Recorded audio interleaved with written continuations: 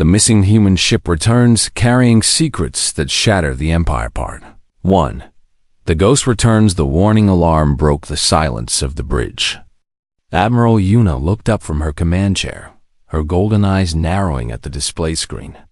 Something had appeared at the edge of hegemony space. Something that should not exist. "Report," she commanded, her voice cold and sharp like broken glass. The officer at the sensor station trembled slightly. Even after 30 years of service, the Valkyrie still made him nervous. "Admiral, we are detecting a ship. Human design. Old model." The identification codes matched the Dawn of Soul. Yuna stood slowly. The Dawn of Soul. She remembered that name from the history files. A human exploration vessel that jumped into forbidden space 47 years ago. The hegemony had declared it destroyed. The crew was listed as dead. The matter was closed. Yet here it was, drifting at the border like a ghost returning home. "Impossible," Yuna whispered. Then louder, "Prepare a boarding team. I want answers." The hegemony had ruled the galaxy for 3,000 years. The Valkyrie Empire controlled everything: trade, military, law. Other species existed under their protection, which really meant under their control. Humans were one of many subjugated races. They were allowed to live, allowed to work, allowed to serve. But they were never allowed to forget their place. Commander Thiessen led the boarding party. He was a tall Valkyrie with dark purple skin and 4 arms, each one capable of crushing a human skull. Behind him walked 20 soldiers in heavy armor. And beside them, looking small and out of place, walked Lieutenant Taiho. Taiho was human, 28 years old, born on a colony world, raised to serve the hegemony. He had worked hard to earn his position as a liaison officer. He translated. He explained. He made things easier between Valkyrie commanders and human subjects. Some humans called him a traitor. He called himself a survivor. The airlock opened with a hiss of old air. The Dawn of Soul smelled like dust and time. Emergency lights flickered in the corridors, casting long shadows on the walls. Taiho felt something strange as he stepped inside. The ship felt familiar, even though he had never been here before. It felt like coming home. "Spread out," Thiessen ordered. "Find the crew. Find the bridge. Touch nothing until I give permission." They moved through the ship like hunters. The corridors were clean but worn.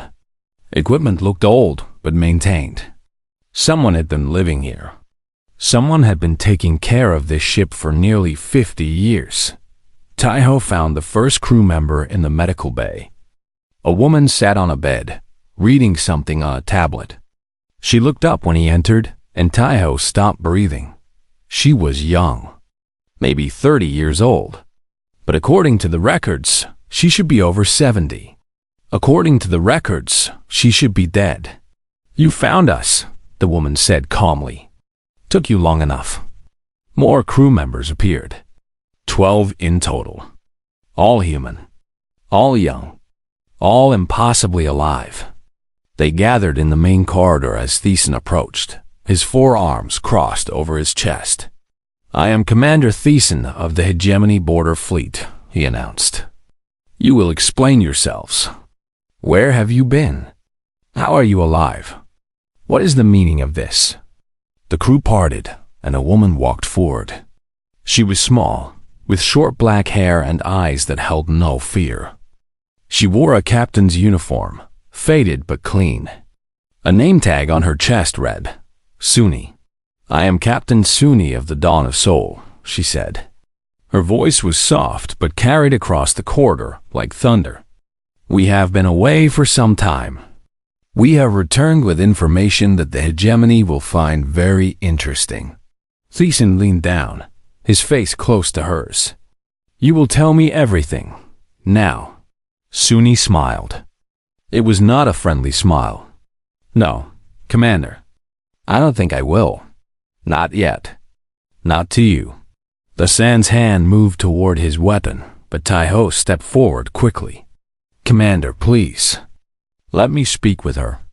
Human to human. I might learn more through conversation than through force." Thiessen paused.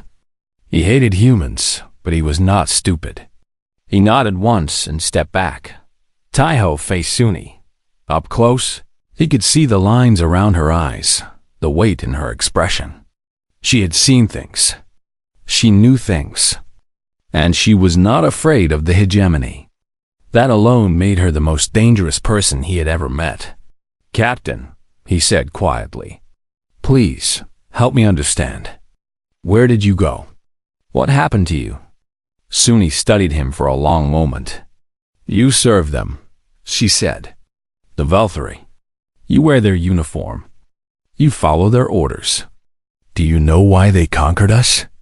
Do you know why they keep us under their boot? Because they are stronger," Tai-Ho answered. It was the answer he had been taught. The answer every human learned from birth. "No," Suni said. "Because they are afraid." Before Tai-Ho could respond, one of the soldiers called out from the cargo bay, "Commander, you need to see this." They moved quickly to the lower deck. The cargo bay was large, filled with sealed containers.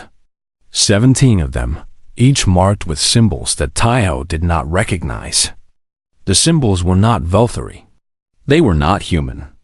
They were not from any species in the hegemony's records. "What is this?" Thiessen demanded. Suni said nothing. Thiessen grabbed her arm, his grip tight enough to bruise. "I asked you a question, human. What is in these containers? Where did they come from?" Suni looked at his hand on her arm, then up at his face. She did not flinch. She did not beg. She simply said, "The truth, Commander. These containers hold the truth. And when the truth comes out, your empire will burn." Thiessen struck her.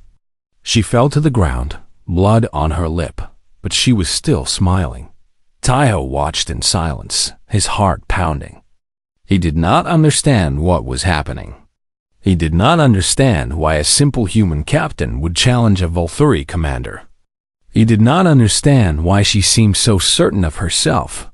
But as they dragged Suni away, as they sealed the cargo bay and prepared to tow the Dawn of Soul back to hegemony space, Tai-Ho could not shake the feeling that everything was about to change.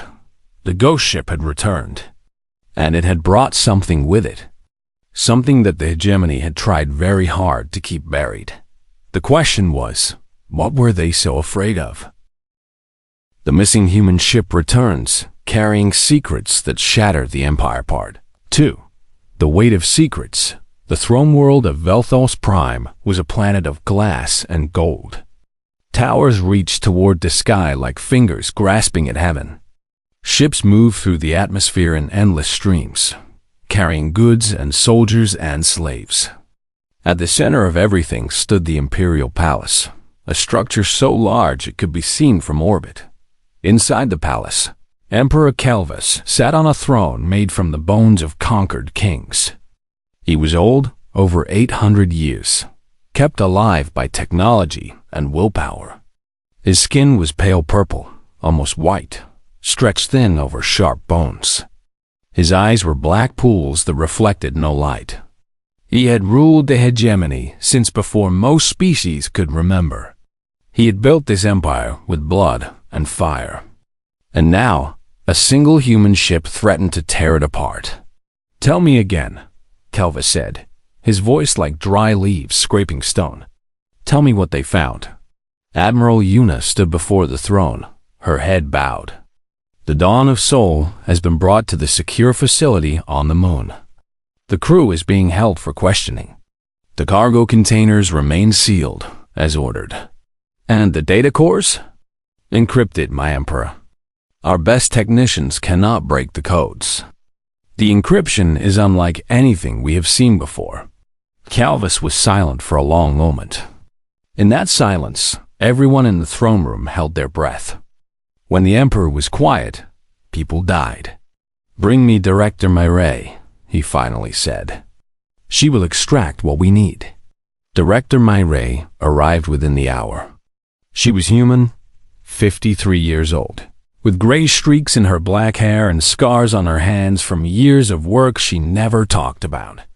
She led the hegemony's intelligence division, a position no human had ever held before. Some said she earned it through brilliance. Others said she earned it through cruelty. Both were right. Myray bowed before the Emperor, her face showing nothing. She had learned long ago to hide her thoughts. In the hegemony, thoughts could kill you. You will question the captain of the Dawn of Soul, Calvus commanded. You will learn where they went, what they found, and how they survived. You will do this quickly and quietly. No one outside this room must know the details. And if she does not cooperate, my Emperor, Calvus smiled. It was not a pleasant sight. Then you will make her cooperate. You know how. Myray bowed again and left the throne room. As she walked through the palace corridors, she allowed herself one small thought. What did they find that frightens him so much? The detention facility was cold and gray. Captain Suni sat in a metal chair, her hands bound, her face bruised from Thessan's blow. But her eyes were clear and calm. She looked up when Myray entered and smiled. The famous director Myray, Suni said. The human who serves monsters. I wondered when they would send you. Myray sat across from her. Captain Suni, 47 years missing. Crew of 12, all alive, barely aged. Cargo hold full of mysterious containers. You have made a lot of people very nervous. Good. Myray studied her for a moment. She had interrogated thousands of prisoners in her career. She knew how to read faces, how to find weakness, how to break people. But this woman was different. This woman had no fear. Where did you go? Myray asked. Beyond the edge of known space. Into the region your masters call forbiddance. Why? Suni leaned forward, her bound hands resting on the table. Because I wanted to know. I wanted to know why the hegemony fears that region so much. I wanted to know what they were hiding. And what did you find? Suni's smile grew wider. Everything. Meanwhile, in another part of the facility, a young technician named Do-hyun worked on the Dawn of Soul's data cores. He was 24 years old, thin and quiet, the kind of person nobody noticed. That made him perfect for the resistance. The human resistance had existed for centuries, hiding in shadows, passing secrets, waiting for a chance to strike. Do-hyun had joined 3 years ago after his sister was executed for speaking against the hegemony. He had sworn to fight back, even if it cost him his life. Now, as he worked on the encrypted data, he found something strange. A hidden partition buried deep in the system. He almost missed it. Any other technician would have missed it. But Do-hyun was not any other technician. He opened the partition carefully, hiding his actions from the security monitors. Inside, he found star maps, coordinates to places that were not in any hegemony database, coordinates to the Forbiddance region, and something else. A single file, labeled in Old Korean, The Truth. Do-hyun's hands trembled as he copied the file to a hidden drive. Whatever this was, the resistance needed to see it. Back in the interrogation room, Myray was growing frustrated. Suni refused to give clear answers. She spoke in riddles and hints, always smiling, always calm. You cannot keep these secrets forever, Myray said. The Emperor will tear this ship apart. He will tear you apart. I know, Suni replied. But it does not matter. The truth is already free. It has been free since the moment we returned. You cannot stop it. He cannot stop it. Nothing can stop it now. Myray stood abruptly. What truth? What are you talking about? Suni looked at her with something like pity. You serve them because you think you have no choice. You believe humans are weak, that we deserve our place under the Valtteri boot. But you are wrong, Director. We are not weak. We were never weak.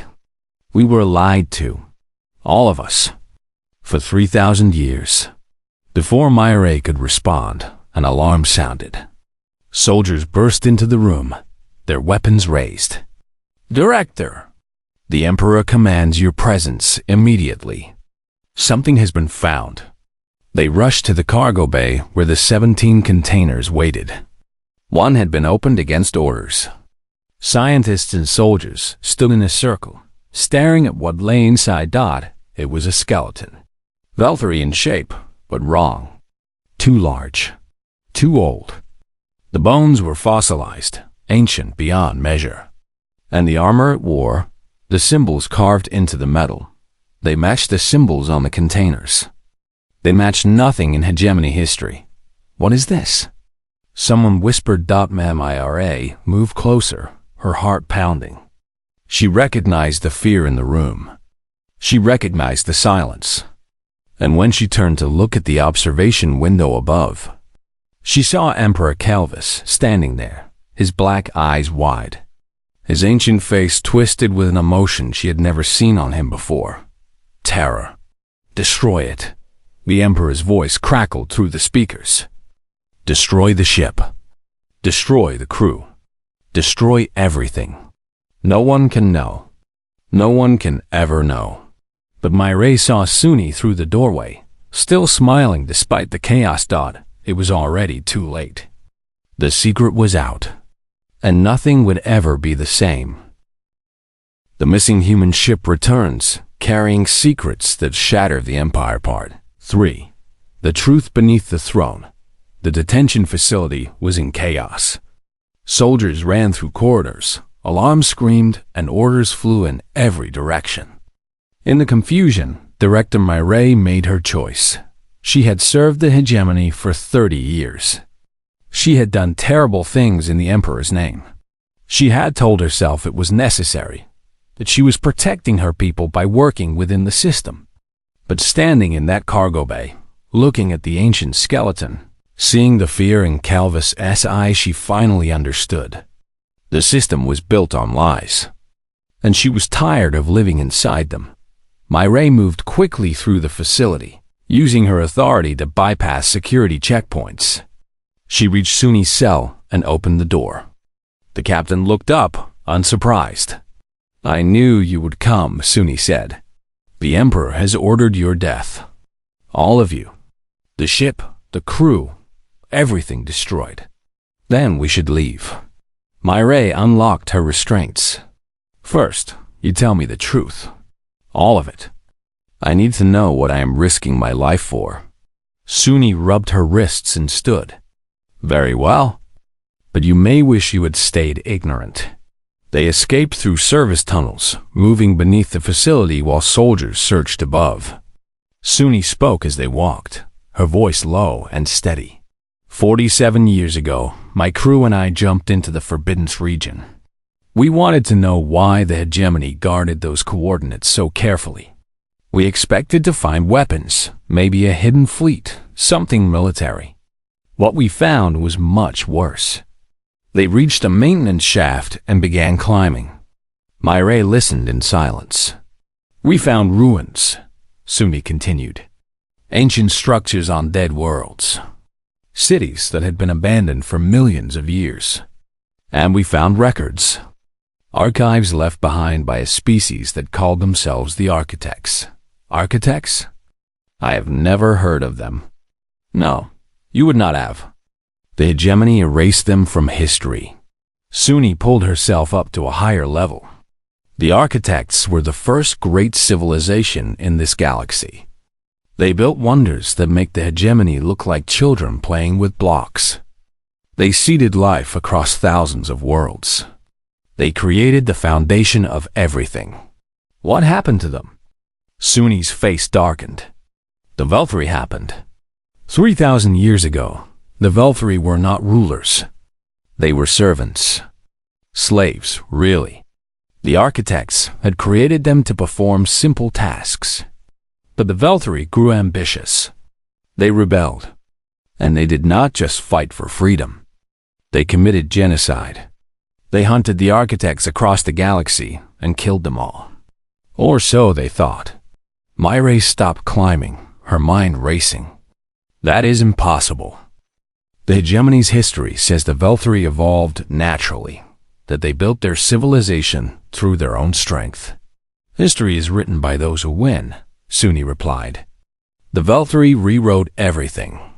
They destroyed the architects' records, erased their existence, and claimed their technology as their own. The entire hegemony is built on stolen foundations. They emerged from the shaft into a landing bay. A small transport ship waited, its engines already warming. Suni's crew was there, along with Lieutenant Taiho, who looked confused and frightened. "Lieutenant," Myra said sharply, "what are you doing here?" Taiho swallowed hard. "I heard what the Emperor ordered. I could not let them die. I could not." He trailed off, unable to explain. Suni nodded at him with something like respect. "Get on the ship. We leave now."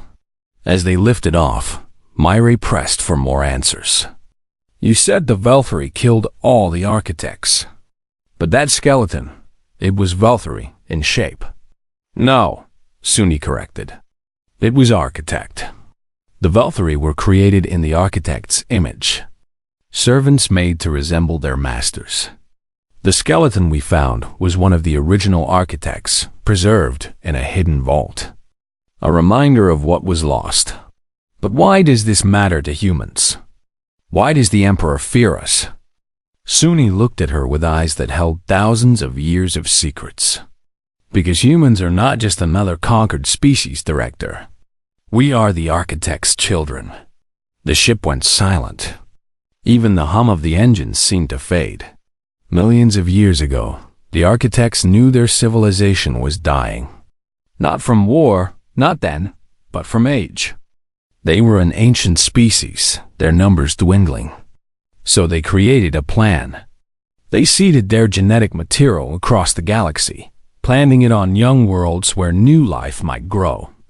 Earth was one of those worlds. Myra felt the deck sway beneath her feet. Or maybe it was her entire understanding of reality shifting. "Humans carry architect DNA," Suni continued. "We are their descendants, their legacy, their hope for the future.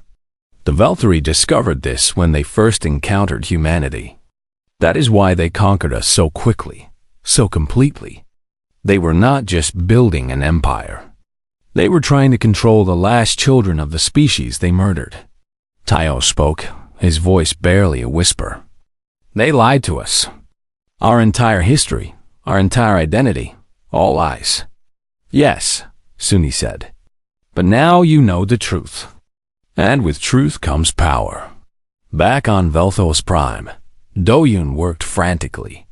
He had received a coded message from the Resistance. Spread the information. Let everyone know. He had copied the files from the Dawn of Souls hidden partition.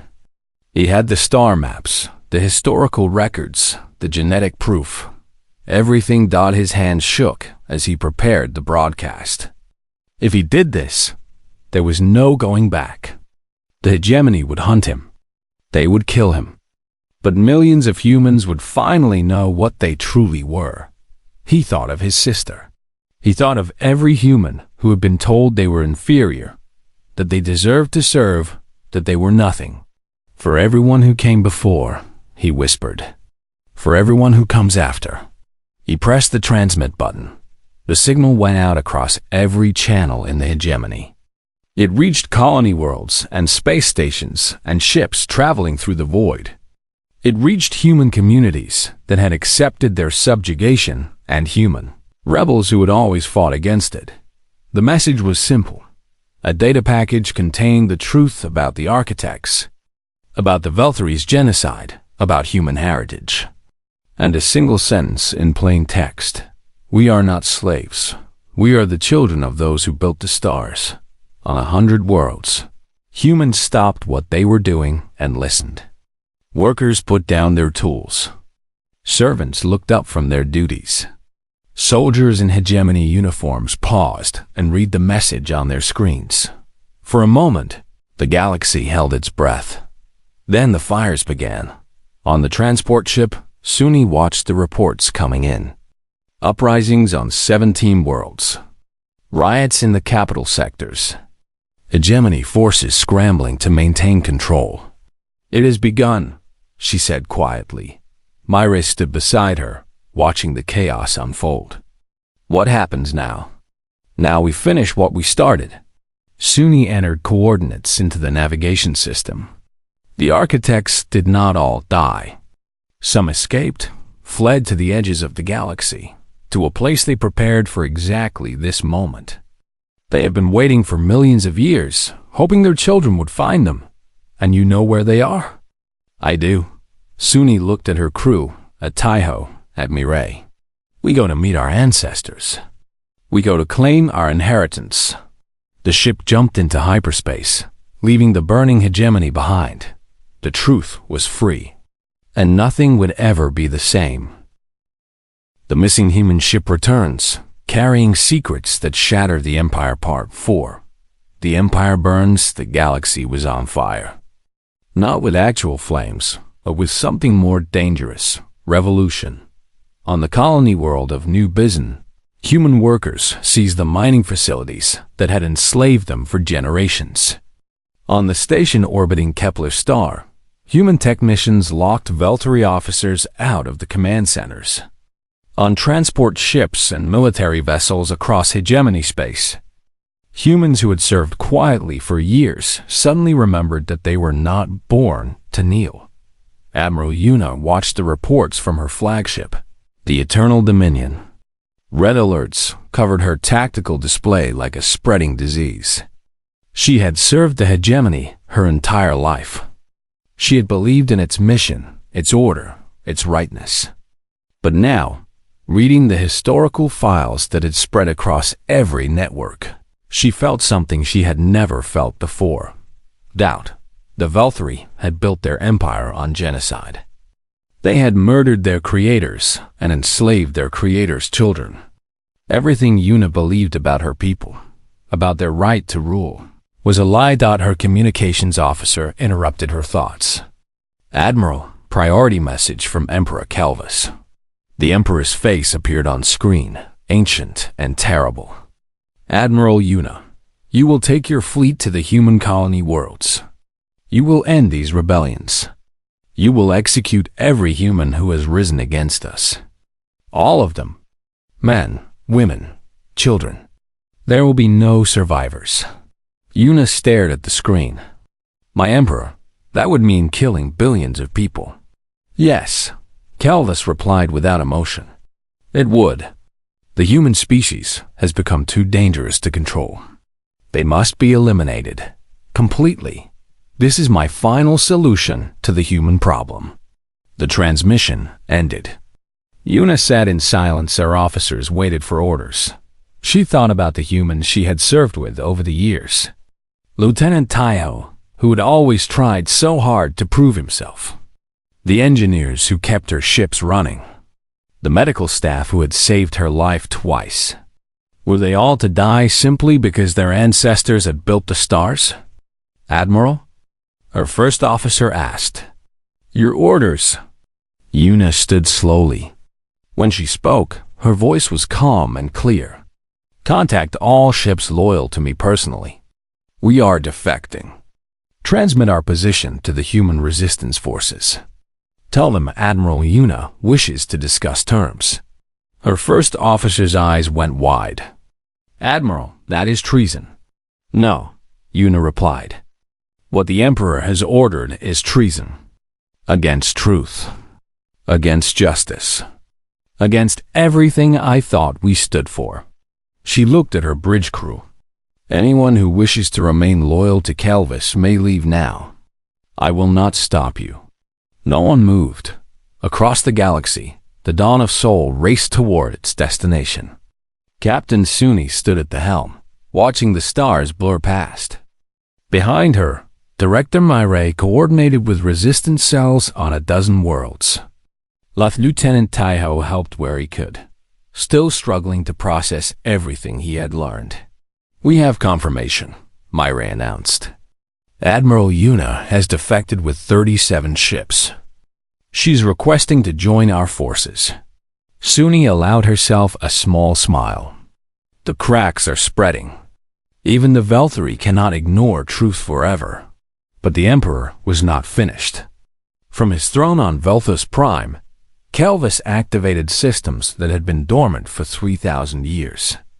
Deep beneath the palace, in vaults that predated the hegemony itself, ancient weapons stirred to life. Weapons stolen from the architects. Weapons that could destroy worlds. If I cannot rule this galaxy, Kelvis whispered to himself, then no one will. The Battle of Velthos Prime began on a Thursday. Human rebel fleets, joined by Yuna's defectors, dropped out of hyperspace above the throne world. They faced the largest concentration of hegemony forces ever assembled. Thousands of ships on each side, enough firepower to crack planets. Suni commanded the rebel flagship, a captured hegemony destroyer renamed Hope of Earth. Beside her stood Mei, Taiho, and officers from a dozen different worlds. Humans who had spent their lives being told they were nothing, now fighting for their right to exist. All ships, Suni transmitted. Remember why we are here. Remember what they did to us. Remember who we truly are. Today, we take back our future. The battle was brutal. Ships exploded in silent flowers of light. Fighters swarmed between larger vessels like angry insects. The space around Velthos Prime became a graveyard of twisted metal and frozen bodies. Admiral Yuna's tactical genius gave the rebels an advantage. She knew hegemony formations, knew their weaknesses, knew how they thought. Under her guidance, rebel ships struck precisely where they could do the most damage. But the Emperor had one final card to play. From the planet's surface, a beam of pure white light lanced upward. It struck a rebel cruiser, and the ship simply ceased to exist. Not destroyed, erased, as if it had never been. Architect weapon, Suni breathed. He has activated the architect weapons. Another beam. Another ship erased from existence.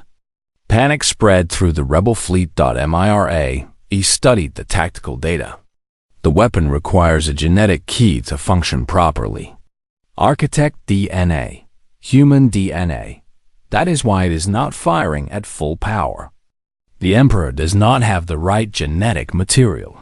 If he gets a human captive down there, Taiho began, then he can unlock the weapon's full potential and destroy everything.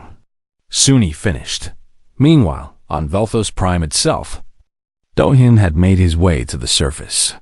He had transmitted the truth, but he knew his work was not done. The Resistance had given him one final mission: infiltrate the palace and disable the weapon systems. He knew he would not survive. He had accepted that. He moved through maintenance tunnels beneath the palace, following blueprints that rebels had died to obtain. Above him, the battle raged. Below him, ancient machines hummed with stolen power. He found the control center for the weapon systems. Two guards stood watch. Dohyun was not a soldier, not a fighter. He was a technician. But he had something the guards did not. Nothing left to lose. He stepped out of the tunnel with a plasma cutter in his hand, a tool meant for repairing ships, now turned into a weapon. The guards saw him too late. Dohyun reached the controls, his hands shaking. The interface was in an ancient language, but the Resistance had prepared him for this. He began entering commands, shutting down systems one by one. The weapon's beam flickered and died. In orbit, the rebel fleet pressed their advantage, but Dohyun's victory was short-lived. More guards arrived. They shot him before he could escape. He fell to the floor, blood pooling beneath him, but he was smiling. "For my sister," he whispered. For everyone.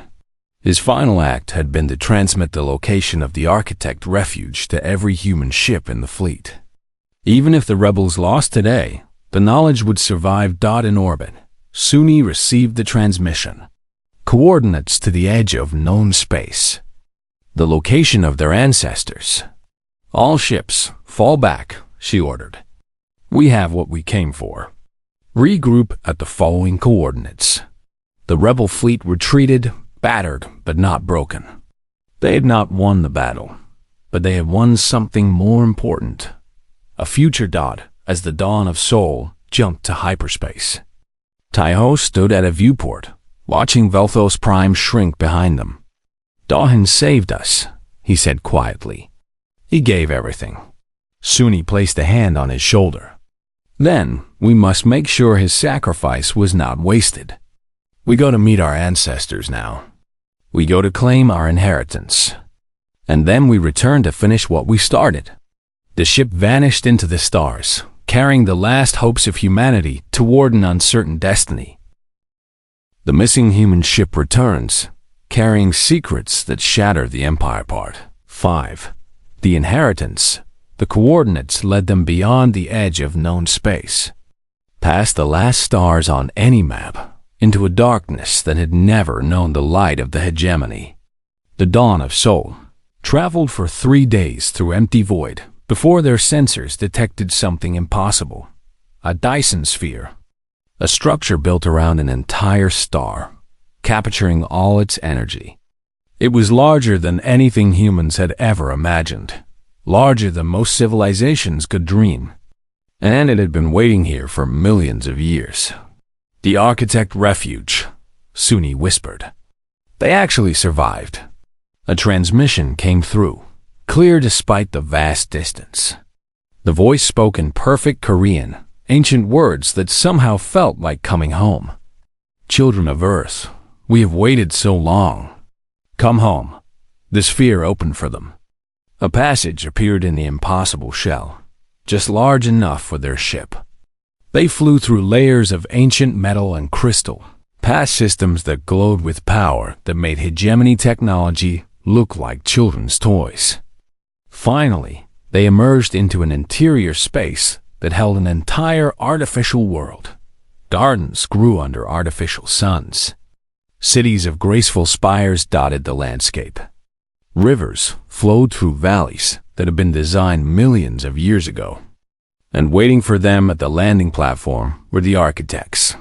They were tall and thin, with purple skin like the Velthri, but lighter, more delicate.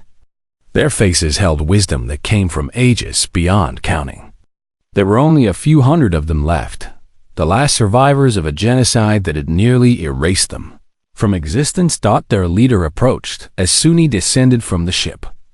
She was ancient, even by architect standards, her movements slow but graceful, her eyes holding the memory of everything that had been lost. "I am called Grandmother," she said in Korean. "We have watched over this place for 3 million years, waiting for this moment. Waiting for you." Suni bowed respectfully. "We are honored to meet you, but we need more than a meeting. Our people are dying. The Velthri is trying to destroy us." Grandmother nodded slowly. "We know. We have watched from afar, unable to act, hoping our children would find us before it was too late." She gestured to the world around them. "Everything here is yours. The knowledge, the technology, the weapons. We cannot use them ourselves. We are too few, too old, our bodies failing after so many years. But we can give you the tools to claim your birthright." They spent days in the refuge, learning things that changed their understanding of everything. My race studied historical records that went back millions of years. Taiho trained with architect technology that could move between dimensions. Suni met with Grandmother in private, discussing the choice that lay ahead. "You could destroy them," Grandmother said. "The Velthri? We could give you weapons that would end their species in a single day. They did the same to us. Some would call it justice." Suni was silent for a long time. She thought about the centuries of oppression, the billions of humans who had lived and died as slaves, the friends she had lost, the anger that burned inside her. "And if we destroy them," she finally asked, "what would we become?" Grandmother smiled, sad and proud at the same time. "That is the question we hoped you would ask. Our greatest failure was not losing the war against the Velthari. It was creating servants in the first place. We built an unequal society and paid the price for it. If you simply replace one empire with another, the cycle will continue forever. Then, what do you suggest? Truth, grandmother replied. Not weapons. Not vengeance. Truth, shared with every species in the galaxy. Let them see what the Velthari really are. Let them choose for themselves what kind of future they want. Suni made her decision. They returned to Velthos Prime, not with a fleet of architect warships, but with something more powerful. Every broadcast system, every network, every screen in the hegemony suddenly displayed the same message. Historical records from the architect archives. Genetic evidence proving the connection between humans and architects. Videos of the architects themselves, ancient and peaceful, explaining what had happened 3,000 years ago. The truth spread faster than any weapon, on worlds across the galaxy. Species that had lived under Velthari rule began to question everything. The hegemony's legitimacy crumbled overnight. Military commanders refused orders. Governors declared independence. The empire that had stood for 3 millennia collapsed in weeks. Emperor Calvus, watching his power vanish, decided on one final act of destruction.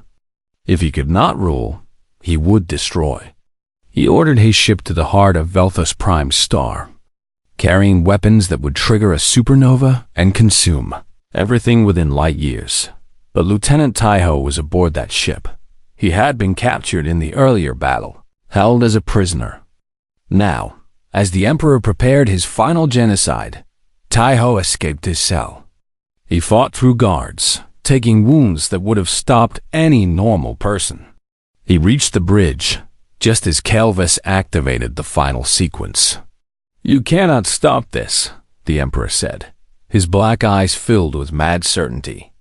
"I will burn everything rather than let humans inherit what we built." Taiho looked at the countdown timer. 30 seconds until the weapons fired. Not enough time to disable them through normal means. "You did not build this," Taiho replied. "You stole it. From our ancestors. From us." He threw himself at the control console. The explosion that killed him also destroyed the weapon systems, saving the star, saving the throne world, saving billions of lives who would never know his name. Suni found Calvus cowering in the wreckage. The ancient emperor had survived, but his power was gone. His fleet had surrendered. His throne was empty. "Kill me," Calvus demanded. "Give me a warrior's death." Suni shook her head. "No, you will live. You will watch as we build something better than your empire. You will see humans and Velthari and every other species working together as equals. You will know that everything you did, every crime you committed, accomplished nothing in the end." She turned and walked away, leaving the last emperor of a fallen lie alone with his failure. The Galactic Coalition formed within a year. Not an empire, but an alliance. Representatives from every species, including reformed Velthari who rejected their ancestors' crimes.